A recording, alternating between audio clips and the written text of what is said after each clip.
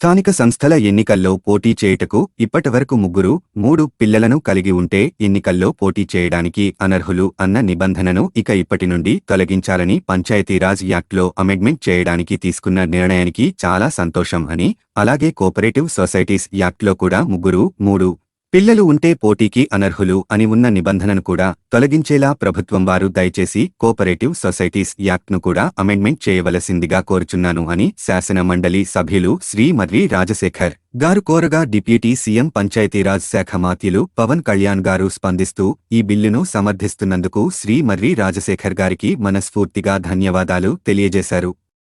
మార్పు కోసం మనం సైతం మీ సురేష్ బాబు ముఖమాటం, editor in chief, media buzz Telugu news channel Andhra Pradesh.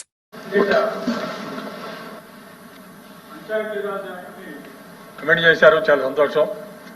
Cooperative societies act లో కూడా ముగ్గురు పిల్లలుంటే పోటీ చేయడానికి అనర్హులు కాబట్టి దయచేసి ప్రభుత్వం కోఆపరేటివ్ సొసైటీస్ యాక్ట్ కూడా కమెంట్ చేయాలని చెప్పి నేను కోరుతా ఉన్నా. బిల్లు ఉంది, నెక్స్ట్ బిల్లు ఉందంటే బిల్లు వస్తుంది.